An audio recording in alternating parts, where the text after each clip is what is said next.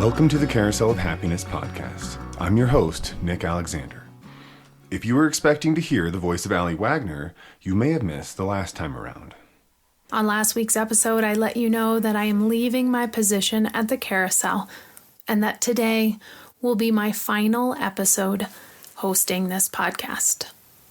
Allie explained her bittersweet decision to say goodbye to her role at the Carousel of Happiness. And she also waxed both practical and philosophical about who would be filling her shoes. The Carousel is committed to keeping this podcast going. In fact, we recently received a grant specifically to fund it and other outreach projects. The Carousel's executive director and its board will be convening to decide next steps on how to move forward in finding a new host. Someone who have their own viewpoints, their own filters, and they can shine the energy of the Carousel through these filters. That's where I come in. I'm honored to have been chosen as the next person to shine the energy of the Carousel of Happiness through my own filter, as Allie so poetically put it. They're big shoes to fill, and I know that because I've had Allie's voice in my head every day for the last month, listening to the first 54 episodes of this podcast. And each one is as carefully crafted as a Hemingway short story. Each is an ode to a different person, practice, or perception, but it always keeps the Carousel and its ethos at the center. It's joyful without being saccharine. It's truthful without being dispiriting. Allie threw herself, mind, body, and soul, into each week's episode as an artist, as a journalist, and as a human being who's experienced the resounding effects of military service firsthand. The end result is not just the light of the Carousel shining through her lens, but also a mirror that reveals her as a powerful, complex, and empathic person. I'm not going to be able to do any of that. I'm not a journalist. I don't write short stories anymore. I've had writer's block since high school. I've never served in the military, and honestly, I'm a little bit afraid of mirrors, both literal or metaphorical. So before I introduce myself, I'd like to introduce another person helping fill Allie's shoes as assistant director and tell you something that we want you to remember this Memorial Day. Yes, I'm Sarah Bishop. I am the assistant director here at the Carousel of Happiness. Could you tell me anything about what's going to happen on Memorial Day up here? Memorial Day starting at noon. There will be a ceremony hosted by Scott. And basically, it's an opportunity to memorialize the people who have fallen in the military service. So there will be a brief ceremony for that, and then there'll be a silent ride around where no one's on it, no music or anything. And then afterwards, the people who have fallen, their friends, their family, and just the public who appreciate, hop on for a ride, and I just have reverence for what it takes to be in the military and the ultimate sacrifice that some people do give. I hope you can be there then, and I'm very thankful that you're here now. I know that your time is precious and that you could be listening to the White Album or the Black Album right now, so without further ado, let us begin with today's story.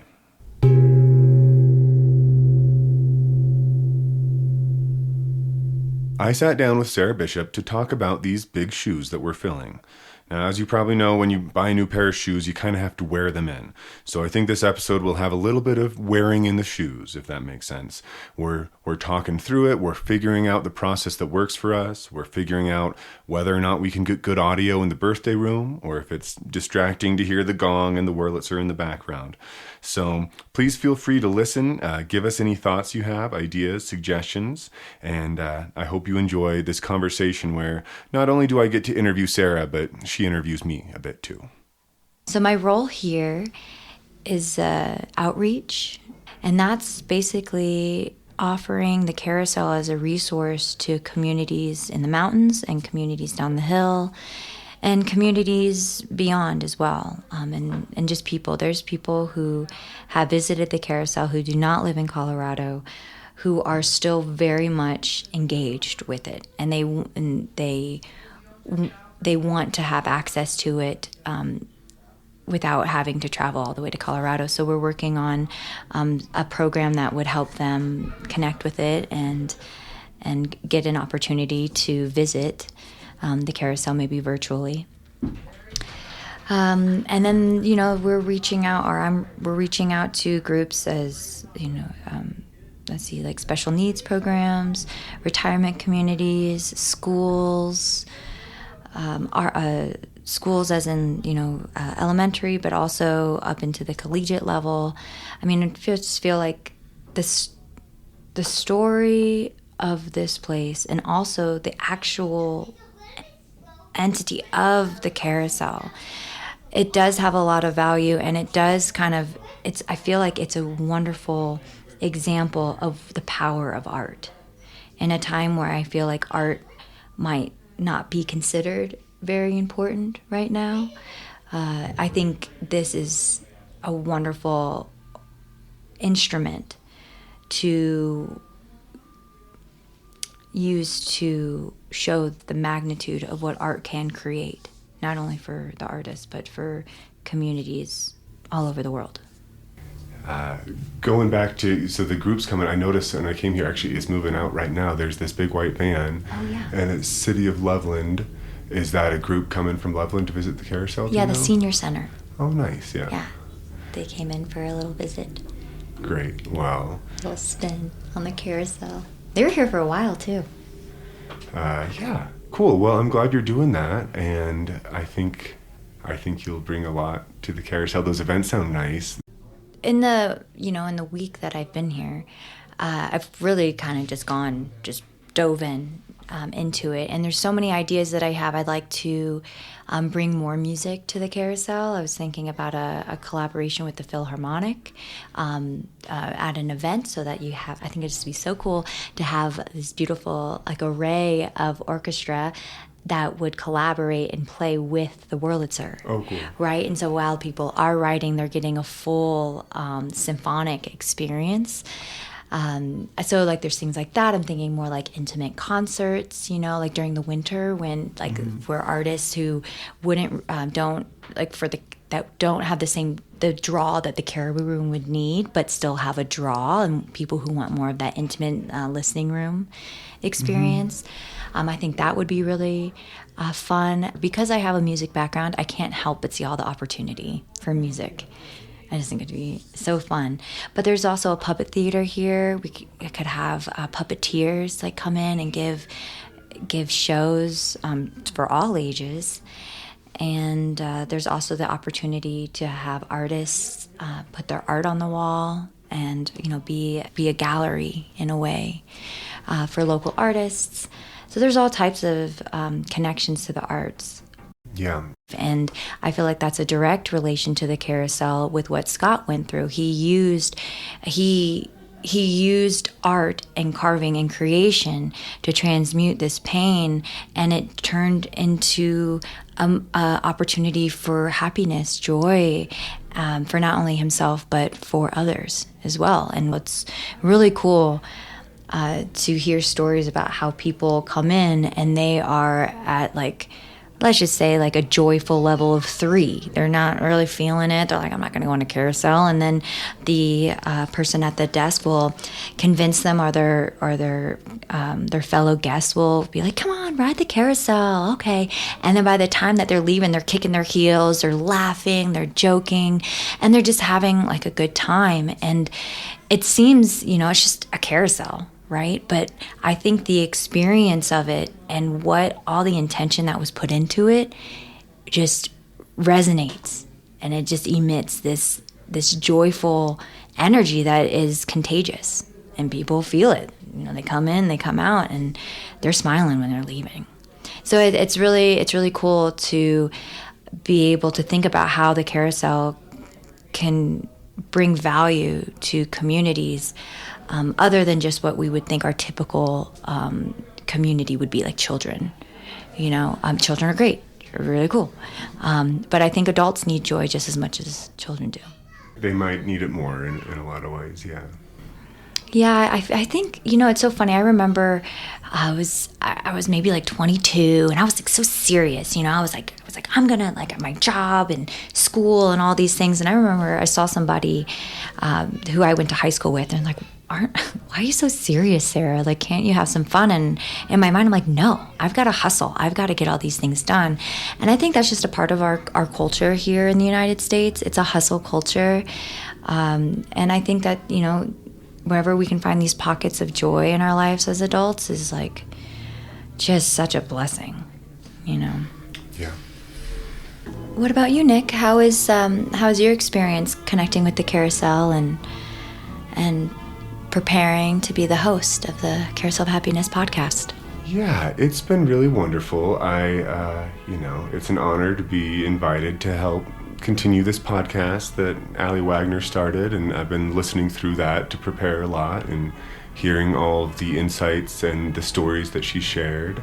And I came up here originally in 2016 to Netherlands and moved up here and lived across the street from the Carousel. And as I said, I'm not a big Carousel fan historically, but when I saw it, I realized it wasn't just a normal carousel. It had some things. It had some depth to it, and a lot of artistic and spiritual integrity of some kind. So it got my curiosity, but I was a little bit, in that hardened adult mode myself. So to get to be part of it now it's really exciting to me to think about talking to, like you say, these special community members who are either volunteers or donors or artists who've been inspired by the Carousel, and to hear their stories, to talk to people about the joy of it all, but also kind of the pain and the challenge and trauma of life that often helps us feel joy more acutely. And so there's an interesting connection between joy and pain, where one can kind of heighten the other, almost like with cooking a nice meal. You don't want it to just be sugar. You might need some salt or some spice, and then that makes it a lot better than just kind of going all in on one flavor profile, I guess. So I feel like this job is really inviting me to be very present with people and make connections with them, and also to really be like an artist, purely searching for truth and meaning and beauty, and not be thinking so much about revenue or things like that. So it's quite exciting to me, and a little intimidating too. I'm scared of trying to look at the truth with open eyes and not flinch and look away, and I'm scared of asking people intense questions and then responding to it and then sharing that with the world. That sounds kind of scary to me. So I guess that's how I feel. I'm excited. It is exciting, yeah. And I'm a little bit scared that all the bleed in through the room is going to make it hard for this to be good quality audio, but I'm also okay with that. We'll see. Yeah. We'll see. I look forward to hearing it. What does "don't delay joy" mean to you?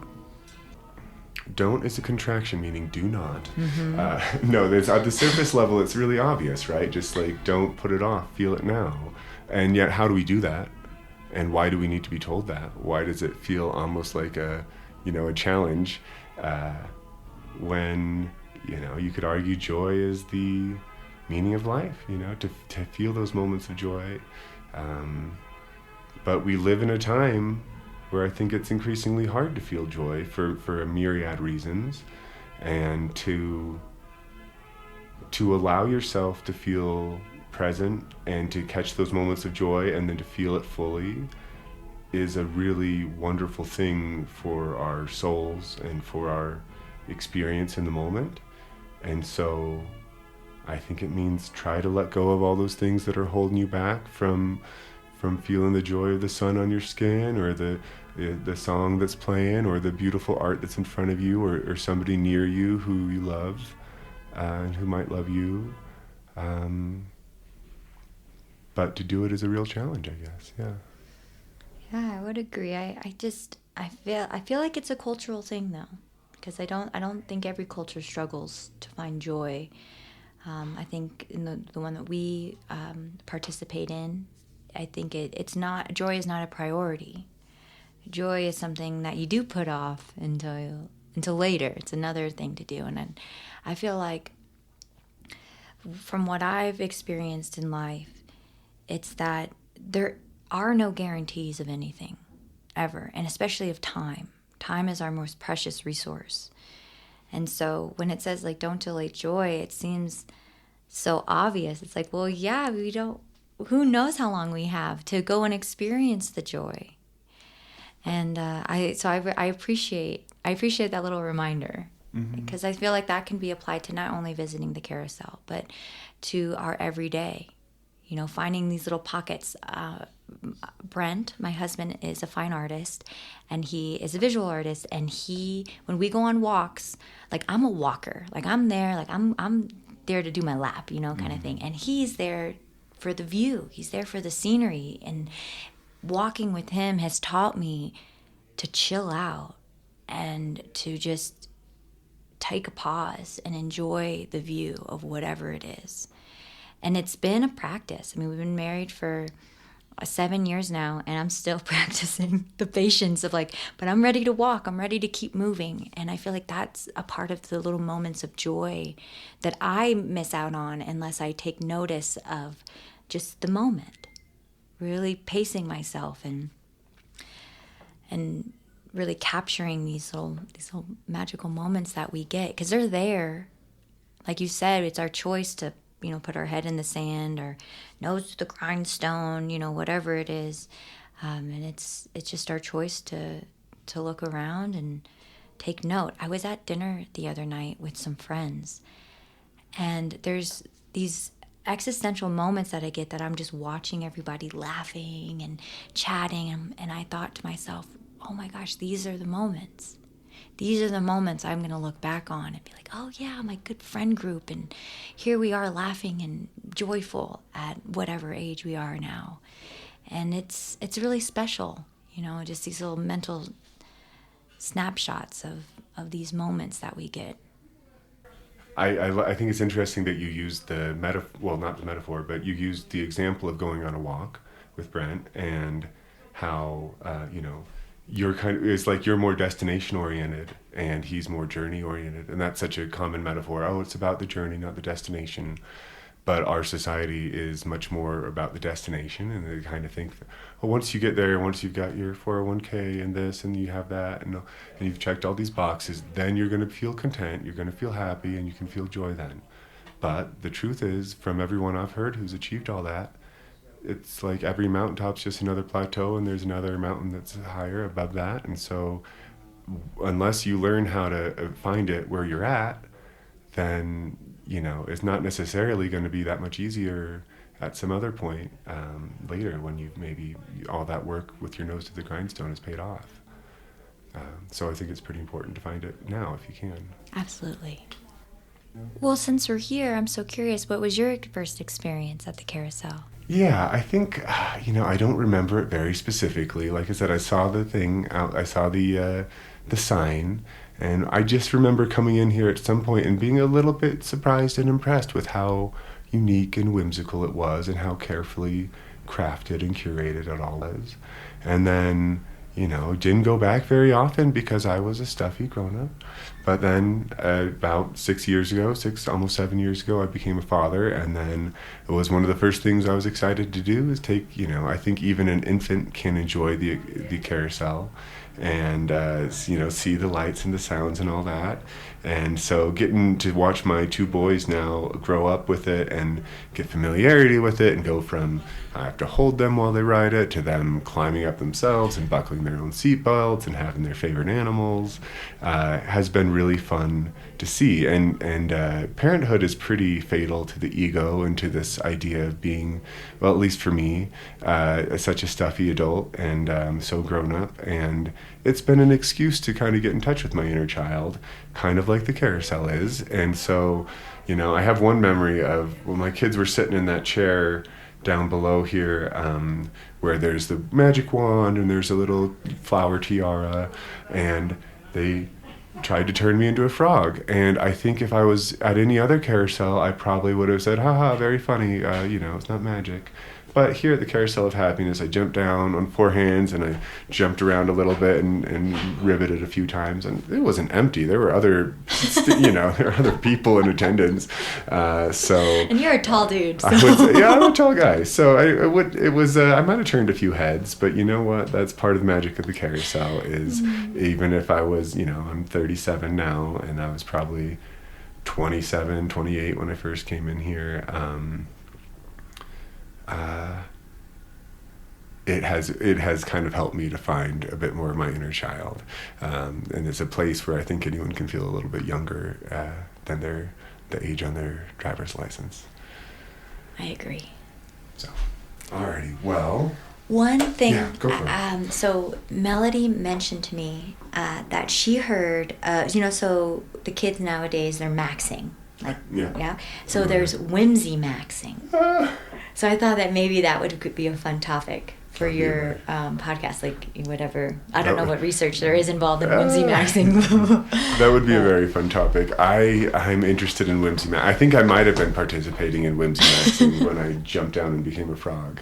I think so. But yes, I'm very interested in all the different little topics we can get to explore like that, following where it leads. And I'm a little bit afraid about what I might find about what the youth are maxing as well. Well, I don't know. I've heard some things. I'm getting old man energy too. And parenthood, it both makes you young at heart and also really accelerates the inner curmudgeon at the same time. Somehow, the dualism of the universe on display yet again. So I'm a little bit afraid of what the youth are up to with their maxing culture. Because I think there's something called looks maxing that was in the news, and it's all about really I think that's part of the lack of joy. We're trying to optimize everything, maxing things.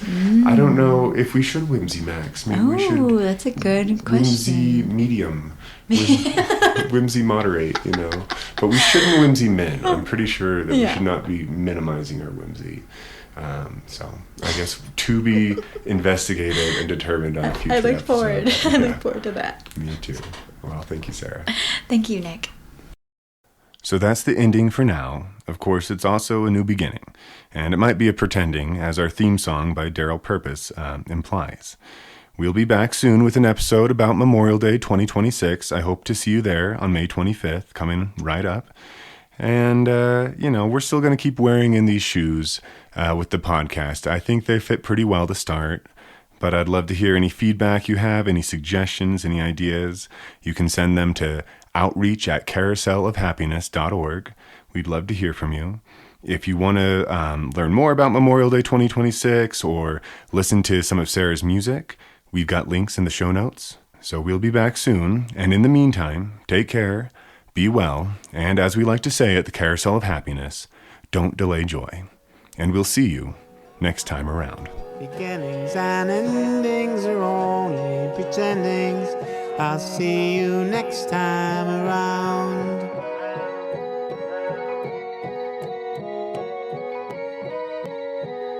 I'll see